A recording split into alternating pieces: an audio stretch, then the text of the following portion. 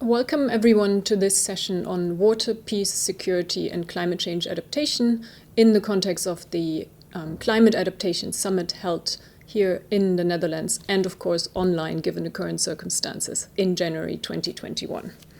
The session is hosted by the Water, Peace and Security Partnership, or for short WPS. It offers a platform where actors from the international community, development, diplomacy, disaster response and defense can come together with representatives of national governments in the developing world to see how water-related threats are affecting security, but also what measures can be taken to timely and in a targeted and effective manner respond to these challenges, be it through better assessing the linkages between water and security, or be it through building capacity and supporting dialogue activities that ultimately can change the situation on the ground. The Water, Peace and Security Partnership brings together a number of international organizations that have different types of expertise and backgrounds on the nexus between water, security, but also climate change, currently consisting of IHE Delft, the World Resources Institute, International Alert, the Hague Center for Strategic Studies, Wetlands International, as well as Deltares, at whose offices were being hosted here today for this side session. This session, as I mentioned, focuses on the linkages between water, security, and climate change. And all these issues are quite often tackled in an interdependent way, yet being focused on by different types of communities. So we have the security community, we have the water management community, and the climate change adaptation community. And what we aim to do with this session today is to bring those together and to look at the linkages. We know that water management is, of course, heavily affected by climate change. Climate change translates itself through the hydrological cycle and therefore affects water security, the way people use water resources, which is particularly challenging in a time where we see increasing pressures on water resources anyway, be it through population growth, economic growth, changing lifestyles, changing population dynamics, and other factors.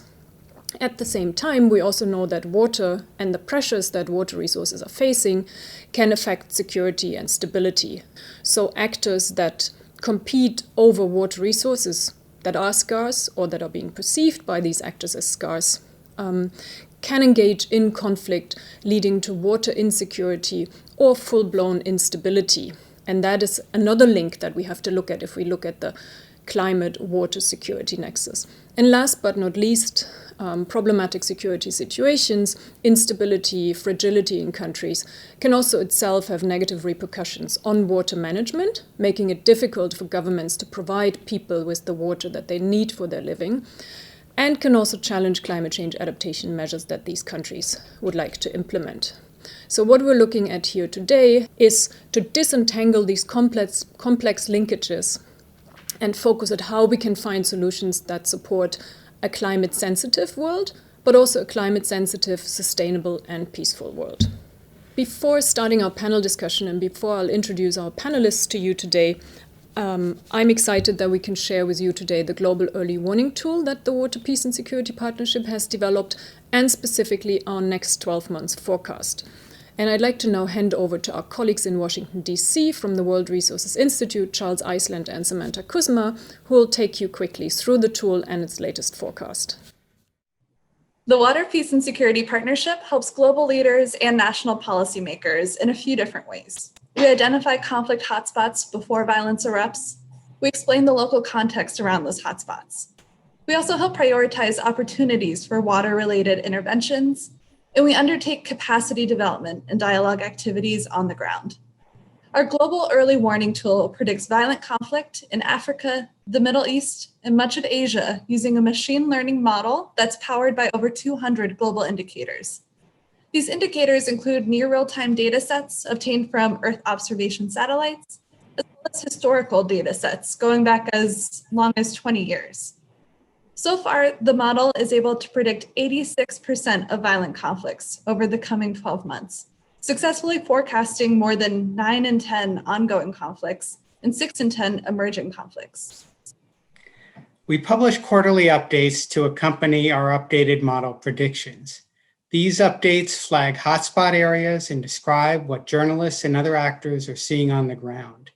Here's a snapshot for December 2020 through November 2021.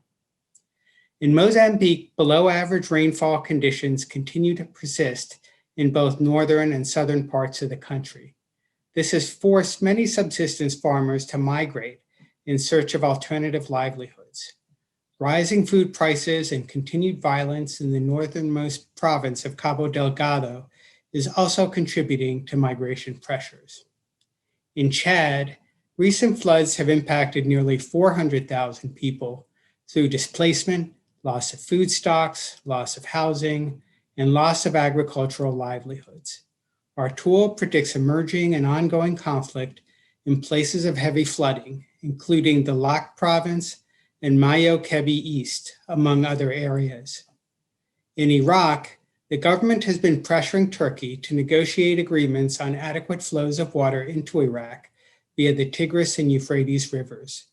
Declining river flows could cause large-scale migration out of southern Iraq. Our tool predicts conflict throughout much of southern and central Iraq. In Afghanistan, we predict emerging conflict in the Helmand River border region. Leaders increasingly fear Iranian intervention against the nearly completed Kamal Khan Dam, which is intended to improve water security in western Afghanistan, but at a likely detrimental cost to downstream Iran. In South Sudan, last year's massive flooding left hundreds of thousands of people displaced without the means to feed themselves. In December 2020, the UN warned of catastrophic famine in parts of the country. Our tool predicts emerging or ongoing conflict throughout most of the country. These are but a few of the conflict hotspots predicted by our early warning model through November of 2021. View more at waterpeacesecurity.org. Thank you. We've now seen how the global early warning tool can predict conflict and water-related conflict in different areas around the world, and we've seen on the map as well that there are a number of areas that are facing risks of water-related conflict, especially as the climate is changing in the future. One of the countries that has been facing water security challenges, as well as instability, war and conflict in the past, is Afghanistan. So we're very happy that we have with us today Mohammed Khan Takal, the Director General of the Afghanistan National Water Affairs Regulation Authority, who will share his experiences and his thoughts on how climate change, water management and insecurity intersect in Afghanistan. Bismillahirrahmanirrahim. We are living in a dynamic world where the existing challenge become more complex and new challenges are emerging. Afghanistan is one of the most vulnerable countries to climate change due to its low adaptive capacity. Since 1960, the mean annual temperature in Afghanistan has increased 0.6 centigrade, and consistent rise in temperature and decrease in precipitation is projected in the future. Due to warming, the snow cover and glacier area in the country, which account for 80% of the total water resources, has been undergoing rapid change. In the past 3 decades, 14%, 406 kilometers square of glacier area was lost in Afghanistan. Consequently, during the same period, the total number of glaciers lakes increased by 8% and the lakes area by 10%. The cryospheric change will increase the release of water, change the current hydrologic regime. Increased floods in glaciers lake, outburst floods, events and in the longer run will reduce downstream water resources availability, which may have transboundary implications in communities' conflict. In addition, Gulf flash floods and droughts events are important challenges emerged by climate change in Afghanistan, which has already put huge socio-economic and environmental damage. These evidence accumulate to the point that the National Water Sector Strategy of Afghanistan 2019 to 2025 states the change in climate climates and hydrological regime, drought, desertification, flood, cryospheric change, and landslides are important challenges which undermine economic development, food and water security. The strategy further proposes a framework for integrated climate resilience, water resources development and management.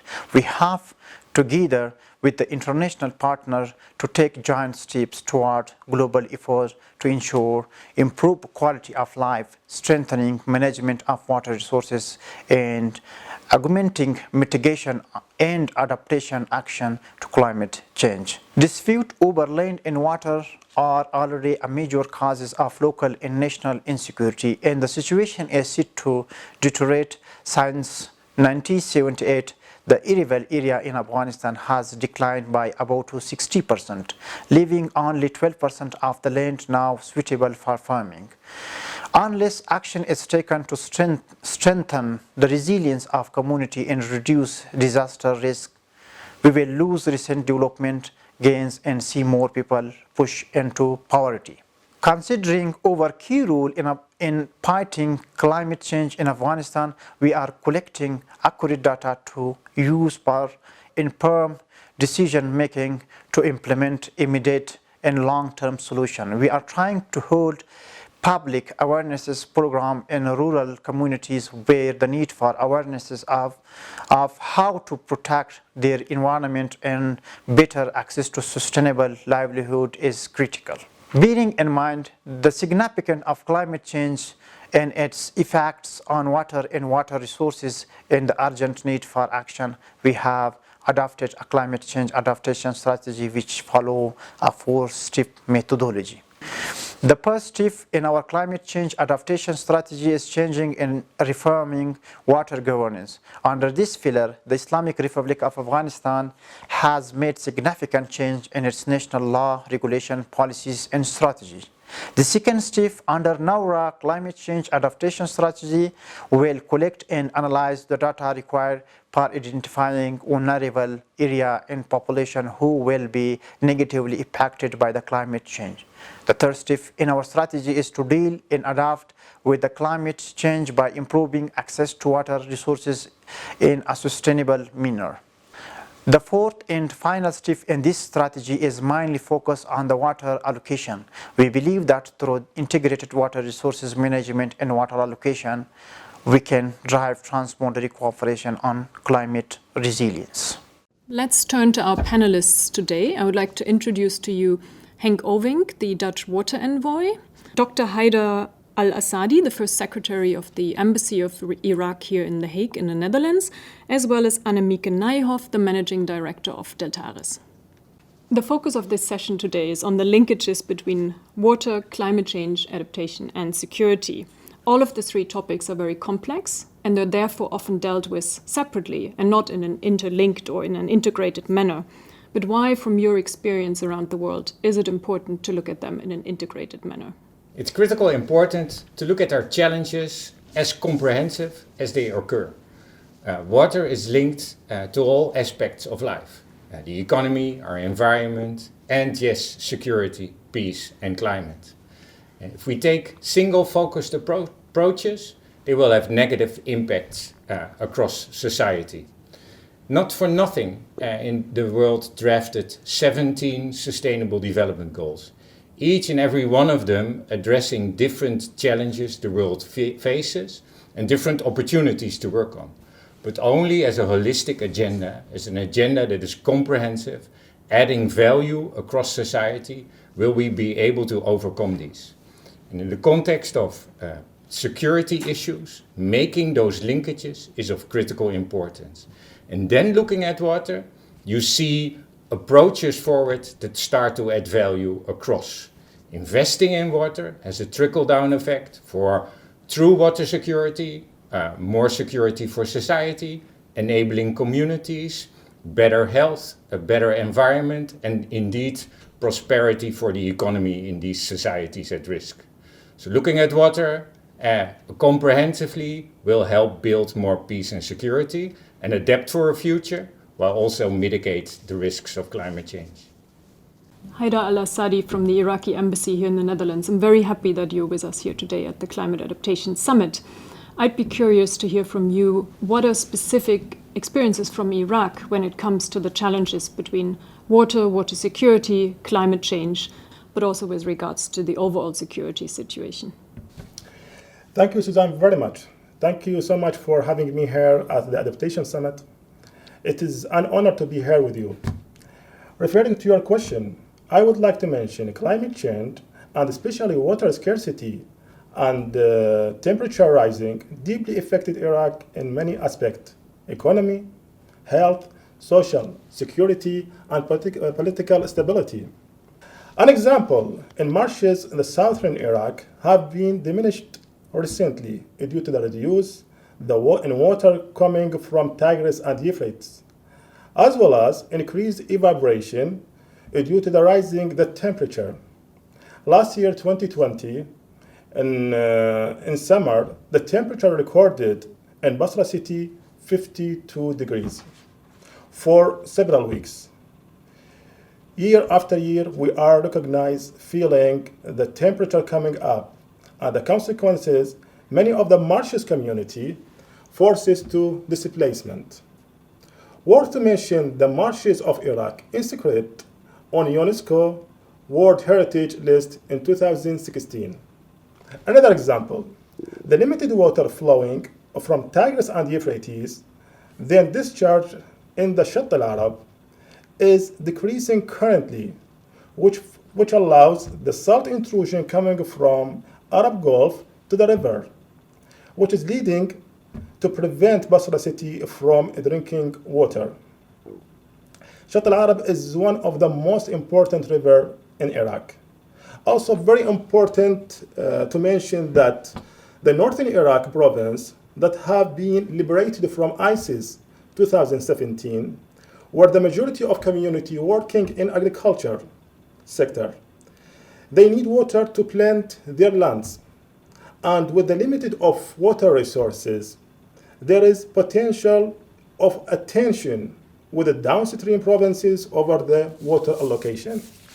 Let me now turn to Annemieke Nijhoff, the Managing Director at Deltares, who's kindly hosting us here today at her premises in Delft.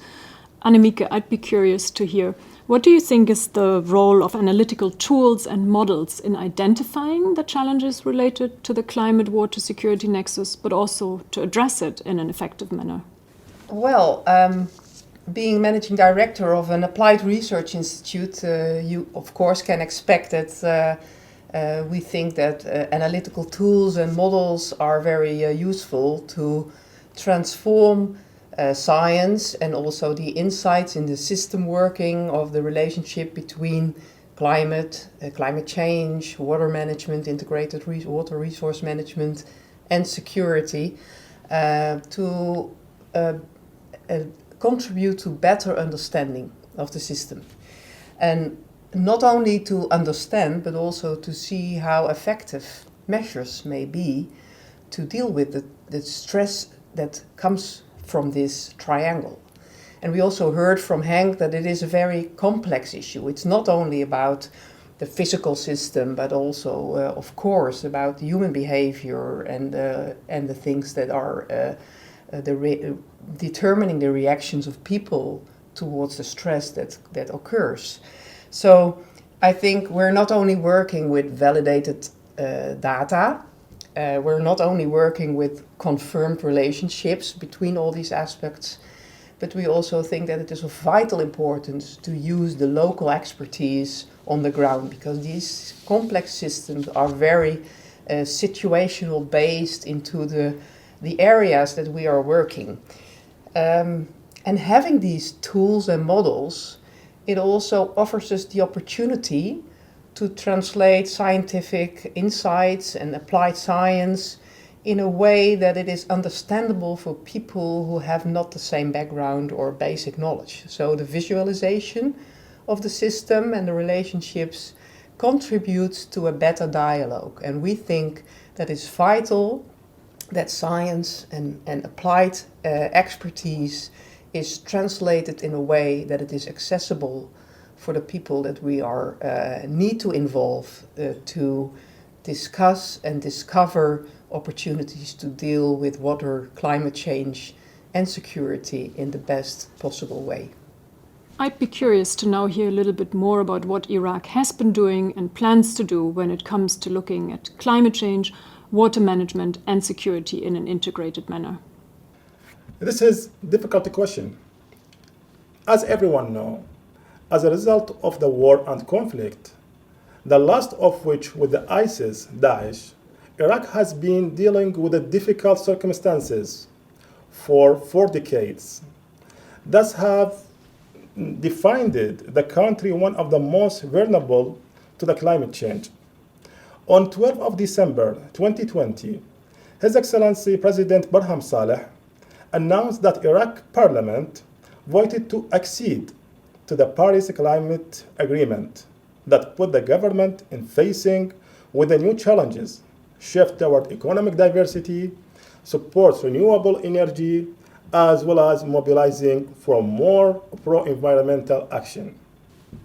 Iraq will need to invest more in the private sector, focus more on young Iraqis, and support women in the issues relating to the adaptation climate change, and to approach the integrated water resources management. So, Henk, we've just heard how Iraq is addressing challenges around water, climate change, and security, and we've heard that that is quite complex, and you've also alluded to that earlier. So from your experiences, what have you learned? What is the secret recipe to address these in an integrated manner and to be successful in achieving adaptation to climate change, water security, and stability and peace? For one, we should not be afraid of the complexity of all these interdependencies. They are actually an opportunity. Second, we have to start to understand it from a systems perspective. Only then are we able to recognize pathways forward. Knowing that understanding, we can create added value by investing in water for society across our sustainable development goals, and then start to manage, organize ourselves around it. I think the critical lesson I learned around the world that everything does start with people, their institution, their environment, their societies. In investing in people in a partnership approach, forging coalitions, being really inclusive, leaving no one behind, will in the end deliver the results we need. That demands forward-looking, looking at the future, and bringing that future home. Not look at the past, don't replicate past mistakes, and don't respond to the disasters of yesterday. Build solutions that are innovative, but also that we can scale up and replicate. If we do this by all and with all, we will build capacity in our societies and communities, but definitely also in our institutions that will help us deliver on the promises we make. So invest in people, in that understanding, to develop the solutions that add value across all SDGs. Annemieke, we've just heard from Henk how important it is not only to assess the linkages between climate, security and water, but also to bring together different actors, different sectors, and make them collaborate when addressing this complex challenge. And you mentioned also before, it's also very much about bringing together science and policy. From your experience, what tricks can you share with us to make these different actors and sectors speak to each other? Well, I think you're touching a very, very important and sensitive point. Because during my career working for private sector and in government, and now currently being a managing director of an applied research institute, I realized, and also working in different sectors from mobility to water management to spatial planning, I realized that every sector and every actor origins from its own reality, with his basic value systems, with his guiding principles. And working together and bringing together in this complex area of water, peace and security starts with genuine interest in the other party around the table. So being curious, and asking questions, what is of the basic interest, what are the underlying assumptions, that's where cooperation starts. And I think the neutral or independent position of applied research institutes and the use of tools and models has to contribute to this more open dialogue. So working with many stakeholders, governments, NGOs, society, private sector research institutes requires an open-minded attitude, a genuine curiosity, and then we can really support with our models and our tools the dialogue, because the dialogue is the most important thing that we have to facilitate, because it's the core of our mission to contribute with our knowledge towards impact on society in riversheds, in coastal areas, in delta areas, enabling the life of people in the sustainable way that Henk already referred to, which means inclusive and leave no one behind. Henk, we've heard several times now in today's session that it's about bringing together people, bringing together different disciplines, different actors from across the world, from different geographical backgrounds, disciplinary backgrounds. What do you think this adaptation summit that we're taking part in here and the work of the Water, Peace and Security Partnership can do to help bridging gaps, bringing together people and minds?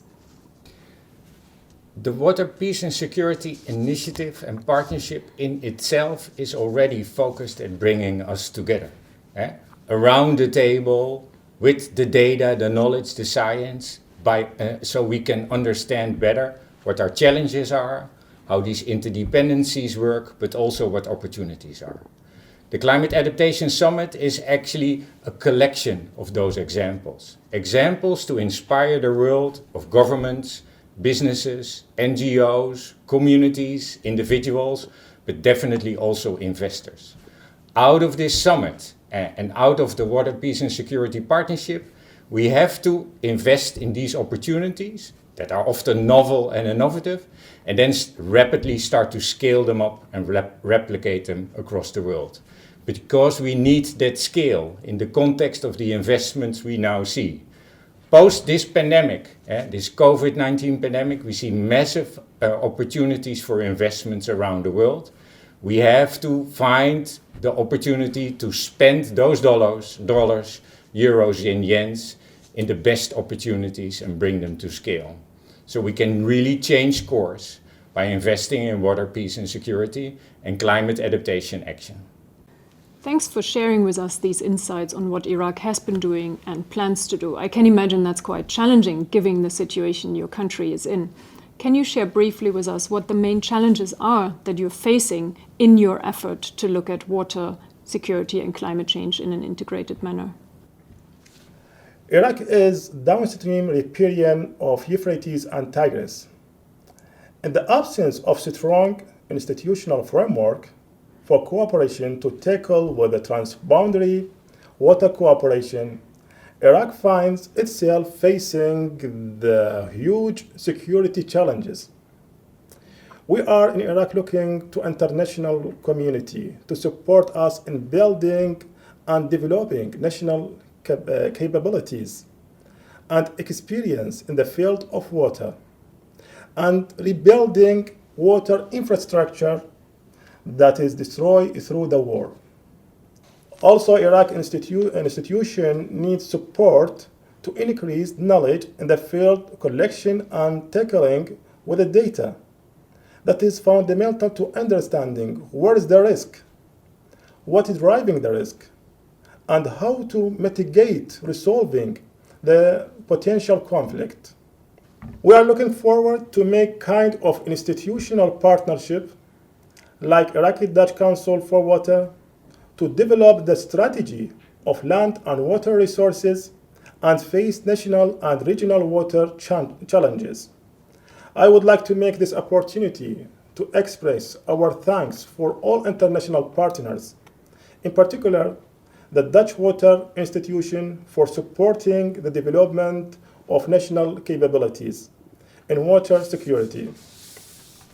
Also, many thanks to our partners from Water, Peace and Security for the excellent work plan engagement in Iraq in 2021 and 2024. Looking forward to seeing fruitful resulting of our cooperation. In conclusion, I would like to wish all of you succeed in this summit. Thank you. Thanks to all our speakers here for these excellent insights. I think we've learned quite a bit in today's session. It would be too difficult to summarize all of it today, but maybe I'll draw a few key messages. I think what became very clear is that it's important to assess the challenges that we're facing around water, climate change adaptation and security, and to do so in an integrated manner, but also to do so very much focused on the local context, because of the solutions that we need to develop in order to address that triangle between water, climate and security need to be based on the local context, need to respond to the local needs. I think we've also learned that it's very much about bringing people together, bringing different sectors together, different actors together, different disciplinary backgrounds together. And this is what the Water, Peace and Security Partnership, but also the Adaptation Summit is all about. So I hope we shared with you some insights today on how we can address in an integrated and effective and timely manner the many challenges that we're facing because of a changing climate around the world, because of instability that many countries and regions are facing, and because of the need to provide water, to supply water to all those in need. With that, I would like to thank the three speakers that joined me here today, Annemieke Nijhoff from the Taris, Henk Ovink, the Dutch water envoy, and Haida Al-Assadi from the Iraqi embassy here in the Netherlands. And I would like to thank all of you, our audience, for joining us today. I hope you enjoyed it. If you want to find out more, go to waterpeacesecurity.org or follow us on Twitter, #WaterPeaceSec. Thank you very much.